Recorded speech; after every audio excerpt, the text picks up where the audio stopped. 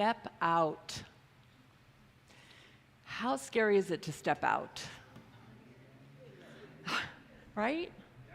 So I stepped out big time, what I consider big time, but I'm sure maybe to other people it might not be. But I want to make something clear, so I wrote this book, and this book is not about my sexual exploitations and, the things I did. This book is about me telling the truth of how I evolved. And I put a lot of work into my life when I found the science of mind. The first part of my book is about how life got to be the way it is. And it talks about all the programs and things that we're fed as we're children, and from our friends, and from race consciousness and all that, and how we live on a sort of remote. And there's a quote by Henry David Thoreau, no, not that one, Ralph Waldo Emerson: "Whoso would be a man or woman must be a nonconformist. He who would gather immortal palms must not be hindered by the name of goodness, but must explore if it be goodness." So I think that's what I did for the first part of my life. People were telling me things, and maybe you can identify this. And for me, I was a nonconformist. I mean, I was just like, I'm going to go the opposite of what anybody told me. But the problem is, when you do that, if you don't have the substance behind it, if you don't know what your values really are or what you really believe in, you're going to go out and you're going to just, at least I did, create a life based on being a nonconformist and being kind of a rebel without a cause. And I think the first part of my life, I was sort of a rebel without a cause. Yeah, like those guys out there. I did that too. And I don't think there's anything wrong with that, because there's a divine energy within us, a intuition within us, a divine urge, a divine discontent, whatever you want to call it, that's always pushing us forward. So when I left home at 18, because I didn't want to live under the restrictions of a patriarchal dad, and I had slept with my boyfriend, and I was, considered basically a whore, and, I might as well just, give it up right now. My dad didn't talk to me for 2 years. When I went out from that, I was kind of reacting. I was reacting. But what I was reacting to was that place within us that we don't even sometimes are conscious of, that's pushing us to come back to ourselves, that doesn't want to be like restricted by anything, that wants to express itself fully and completely.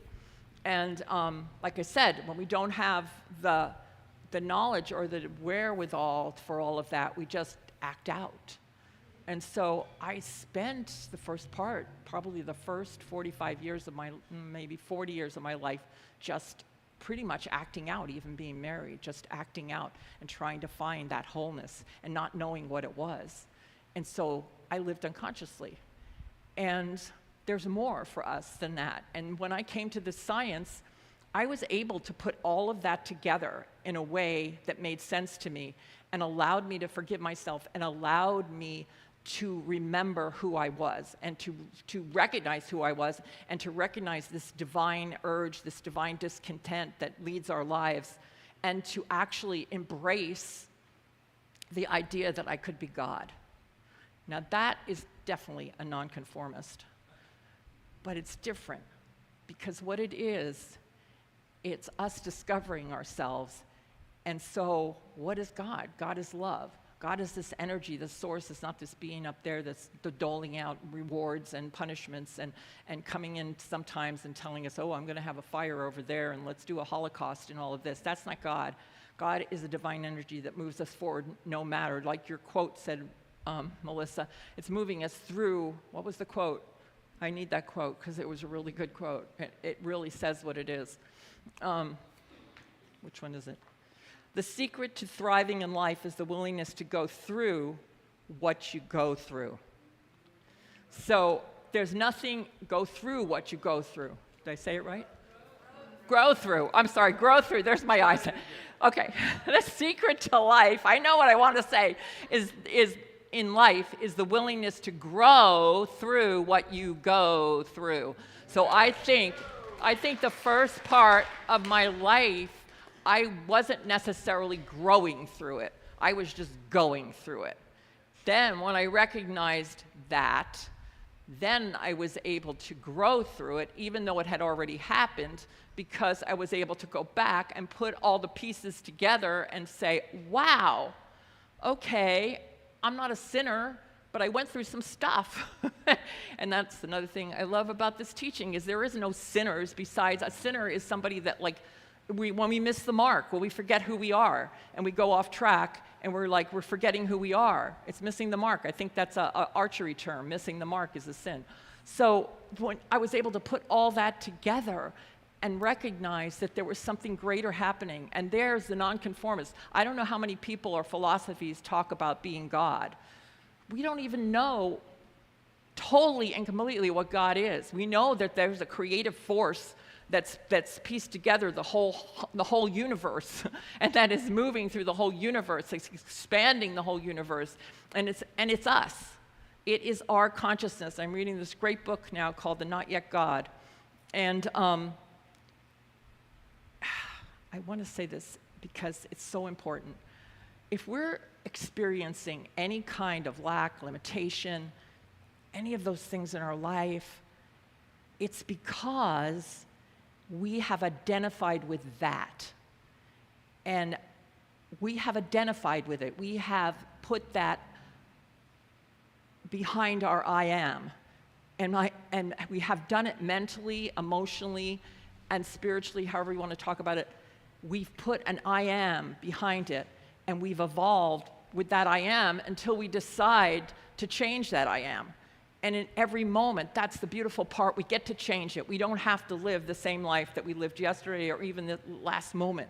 We get to change it and expand into a different I am. So this got me this morning because I realized that my life, I was living my I am, and I was living it unconsciously. And then when I got to learn and grow and understand who I was and actually have the audacity to say, could God be something different than what I thought it was as a Catholic girl, as a Mormon girl? Could it be something totally just a presence, a power, an energy, a source that I am? And when I was able to say yes to that, then I had something to work with. I had something to work with in my life. And then I began to live consciously. So when that song is saying, be brave, say what you want to say, you can't just say what you want to say if you don't know what you're saying. Like if you're basing it on judgment and all of these things, or somebody hurt you or whatever, it's that thing of like going in within, knowing what you stand for, knowing what your values are, knowing who you are, and then say what you want to say. And some people are going to like it, and some people aren't going to like it, and some people are going to walk away from you, and some people are going to come because they're like, wow, I want more of that. I want to embrace that in my life. And we can spend a lot of time looking out there. Every time we're looking out there, we're forgetting that it's all in here. And I'm encouraging you to contemplate on that it's all in here, and that we're the ones that are evolving all of this. We're the ones, and whoever else is in the world. So when we wonder about things, there's no concrete answer to the fires in California. There's nothing like that we can say, oh, it happened because of that or that. I mean, maybe physically we can, but emotionally, spiritually, whatever. If anybody comes up to you and says to you they think they know why you have that sickness, or they think they know why you're bankrupt, or blah, blah, blah, because you did this or you did that, I would run the other way, because nobody knows anything. I just heard a talk the other day by someone who said, what would you say to someone who said they just lost their daughter? Would you try to tell them why they lost their daughter? No. You would sit with them. You would comfort them. You would love them. You would tell them that they had everything within them to be here. I'll be with you in the darkness. You wouldn't do that. So I don't know why I'm getting off on this tangent right now, but it's coming through me because I think being brave doesn't mean just say whatever you want to say.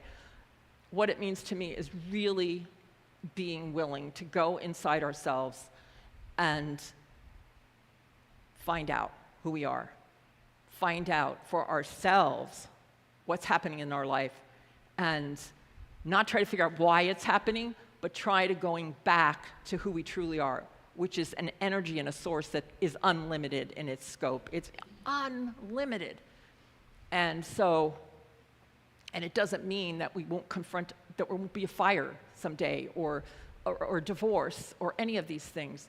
But if we're willing to grow through those things, they're there for our expansion. They're there for our evolution. We are evolving a whole universe right now through each and every one of us. So I'm really passionate about this, and I'm really excited about it. And I love this teaching because it basically understanding these things and working on understanding them and not understanding them totally, just being in the mystery too sometimes, has changed my life. I'm not the same person. I don't know what would have happened to me if I had stayed where I stayed, but I had to take these things. I remember when I got a divorce, it was like I took my lifeline, and I didn't know about this science, and it was like I took my lifeline, yanked it in another direction, and it felt awful, but I still knew I had to do it. So that's that part of yourself that knows inside that there's something and it's pulling you, but you don't really know what it is, and you're just doing it. But that's the guiding part that goes, even when you're unconscious, goes, there's something here. We call it divine discontent or the divine urge. So just my invitation is to settle into our lives and to look at them. You know, the unexamined life, like Socrates said, is not worth living.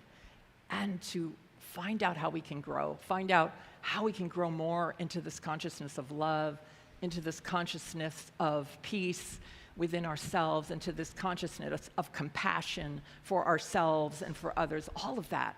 And one other thing, and forgiveness. Forgiveness, I get this thrown at me all the time. When things happen, I'm not forgiving. Forgiveness has nothing to do with anything besides letting go.